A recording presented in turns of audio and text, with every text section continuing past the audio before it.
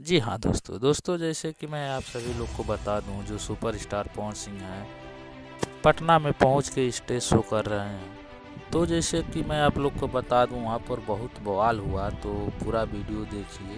तो चलिए लीजिए देखिए ये वीडियो पवन सिंह का।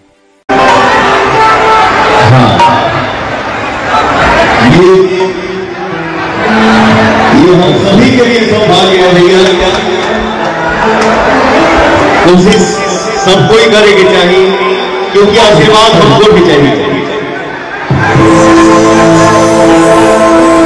हर इंसान के ऊपर भैया माई बाप गुरु भगवान जी का आशीर्वाद बनल रहे। इनसे बड़ दुनिया में कोई चीज नहीं है भैया। यह आशीर्वाद सबसे बड़ा संपत्ति है, सबसे बड़ा सौभाग्य है। तो जैसे कि आप लोग ने देखा सुपरस्टार पवन सिंह का शो, तो मैं आप लोग को बता दूँ जहाँ भी कि जहाँ पवन सिंह भी जाते हैं वहाँ गर्दा मचा के आते हैं। तो आप लोग को क्या कहना है, ये सही है गलत है?